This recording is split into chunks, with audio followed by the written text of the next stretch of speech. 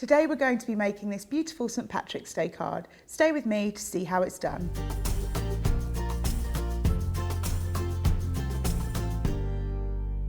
So we as crafters have lots of scrap paper. I mean, in fact, I've got a whole massive box full of scraps that I never get around to using. And so I find that doing something like this is a really great way of using the scraps. So I just go into my trimmer and I'm just literally cutting sort of strips of paper with the bits of scrap that I've got left. And the thing is what's great about this is if you cut a lot of scrap paper into strips like this, it also is easier to store, because it's very difficult to store a load of paper that's like all different sizes and things like that. So I find that sometimes I'll just take a sort of afternoon and I'll just sit and cut strips of paper, because it's, I mean, for this card, we're using it for the front of the card, but I also like to take strips and make sort of background cards as well. It really makes it pop when you just cut a lot of strips and create your own background. So we've got some here. Whoops, sorry. We've got some here already cut. So you'll see that obviously I've got quite a few scraps, but this works in lots of different colours. And so what we're going to do is we're going to take a piece of card that I've already cut down to the size to fit. But what you need to do is you need to use an adhesive that's double-sided. So lots of different brands sell them. Sorry, hang on a second, I'll just get this down because it's quite tough. It's a really good adhesive, so it holds on to that top layer. So you have one side, you're going to stick to the piece of card that you are going to use for your topper, your background, whatever you're doing.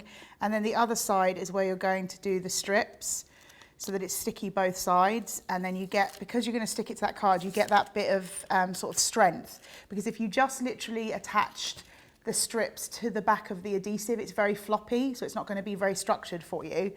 But by doing it onto a piece of card and then sticking it on, it kind of works a little bit better. So we're going to take our strips and literally just start to line them up. Now try and get, I mean, obviously I've cut this down to size, so I know exactly what size I need for the cards that I'm going to make. But what you could do if you wanted to, if you're into sort of batch making and things, you could take like a whole A4 sheet or something like that and just literally sit sort of for a relaxing afternoon of putting strips on adhesive, you know, and then just store them away. And it's a great way to have those backgrounds and things to hand. But I'm literally just going to cover the bits that I need to. And again, you can see that the strips are slightly longer, in fact quite a bit longer than the card I'm using. So what I will do when I'm finished, and actually you could do it so you wouldn't have to cut as many, is just take some scissors. I'll show you. Just take some scissors, turn it over, butt the scissors right up against the edge of the card, and you can snip those off. And you can use them again, which means that obviously you don't need to cut as many pieces, and you're also using all of that waste card. And it's really getting used, because we really do, as crafters, have that craft sort of stash box of our cut off bits of card, and it never gets used. I always try my best to use it, but either I can't get it to fit the right shape that I'm doing, or it doesn't quite match the color I want. So doing this is a great way of using those all up. I'm just going to keep moving along the card to create our little background here.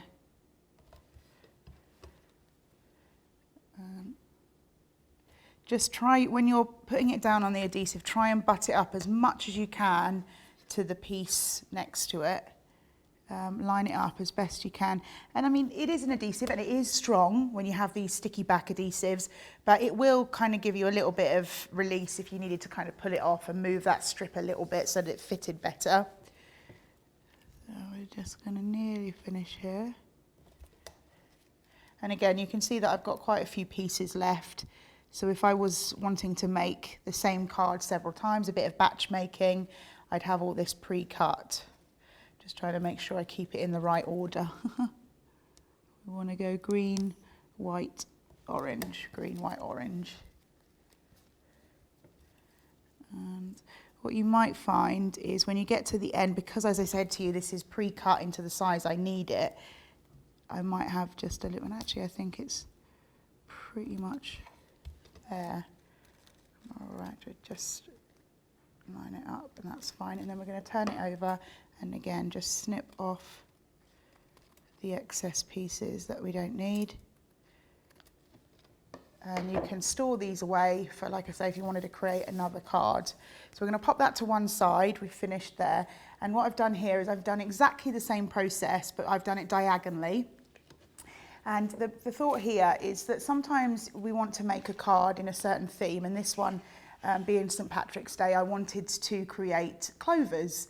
But I couldn't find a die that was a clover, or at least I couldn't find one. And sometimes this happens. You're wanting to make a particular image, but dies don't exist to make that image. So what I've done is I've just taken a basic shape. So we've got a heart here, and I'm actually going to create my own shape from the basic shape dies that I have, which is a great way of getting more out of those basic shapes dies you have. So I'm just going to place this on top. I'm just going to pop a little bit of low tack tape on just to hold it in place because I want to make sure that stays where I've put it, but also I want to get as much out. I've created this now, I've taken the time to build my little background. I want to be able to get out of much of it as possible. So I'm going to put that right to the corner and send it through my die cutting machine.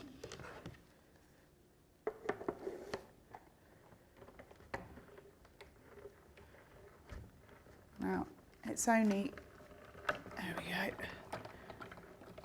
So you just keep doing that until you've got as many hearts as you need to build your image up. Obviously, you know, when you get basic shapes, you get lots of different sizes. So you could do, you know, larger clovers, smaller clovers, whatever works. But I'm going to stick to the one side. We just pop that out and you can see there that we've created our little heart there. What I would do is I would keep sending that through, as I said, to create more hearts. But I've got some here. And we're going to start building up our card. So, as I said, I couldn't find a clover. I wanted to make a clover. So I just thought about the structure of a clover. What shapes does a clover make up? And basically it looked like a bunch of hearts stuck together. So that worked really well. And I'm just going to stamp my sentiment before we start sticking these down, just to make sure that I don't put my clovers where I was going to put my little sentiment. So I'll just, actually I'm going to pop it up here, right in the top corner. So we'll just ink that up with some black ink.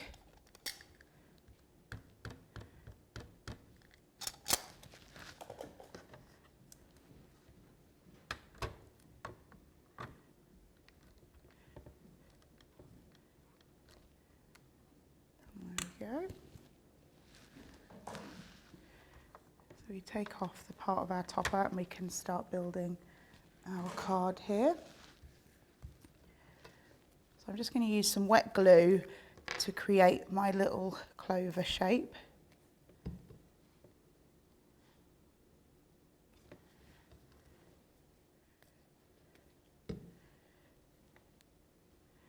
We're just going to butt those up as close as possible. I just love the fact that how easy it is, if you think about the shapes of a particular image, how we can go into our stash of all different basic dies, which as crafters we have a lot of, and then instead of just making that basic shape what it was, we have the ability to turn it into a new image. So I'm just going to pop those down.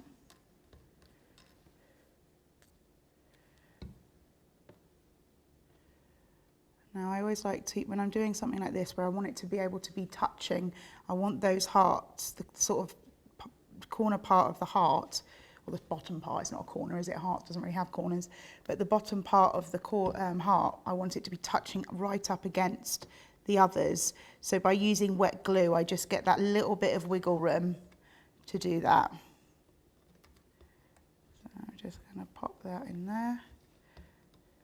Like so, just move that up slightly so I know it fits correctly.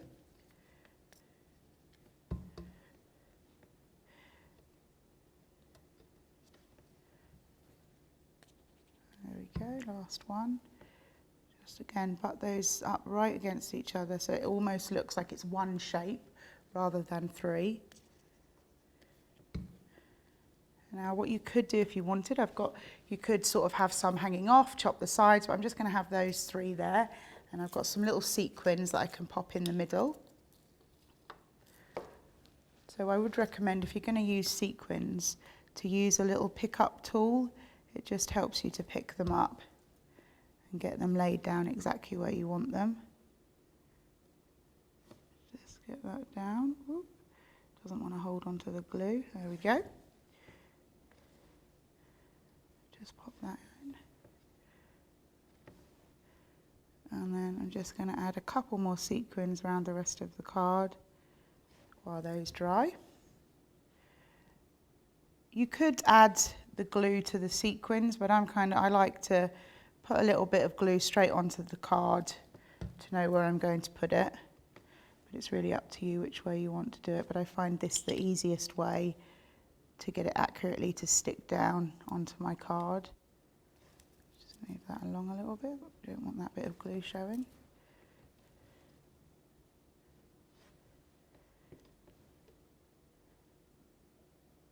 There we go. Final one. Right, so I'm just going to pop that to one side to let that glue dry, and we can start building up the rest of our card. Let's just scoop our little sequins out of the way so we can use those again. A little tip, which I didn't do, but you absolutely could do, is to put your sequins on a little bit of paper or something like that, and that would make it easier to pop them back in the pot. But there we go.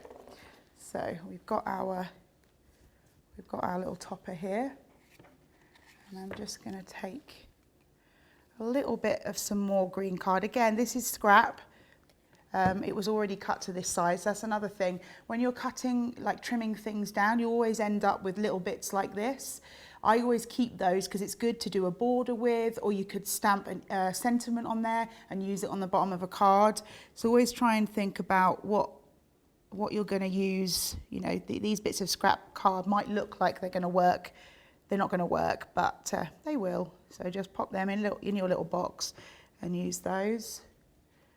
And then just move that down ever so slightly now that the glue's starting to dry, just to line it up with my card. There we go.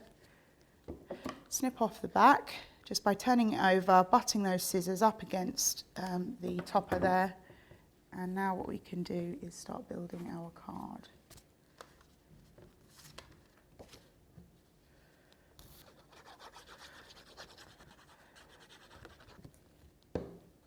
Again, when I'm using a predominantly white, I like to use a matte layer of black because it helps to sort of bring that white out. And craft card works really well with sort of oranges and greens as well, so it's nice to have those together. And then we're just going to, I'm going to put this one on top first. So I've got my wet glue again. Just layer it up.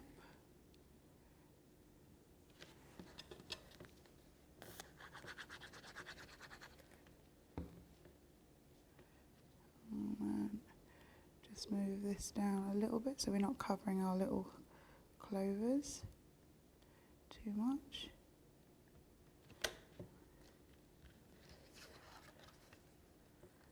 Oops, just not quite straight. Let's just move that. Again, that's a great thing about wet glue. If you haven't quite got it straight, you can wiggle it around a little bit because it doesn't instantly grab. Thank you for joining us today. Don't forget to like, comment and subscribe for more crafty tips and card inspiration.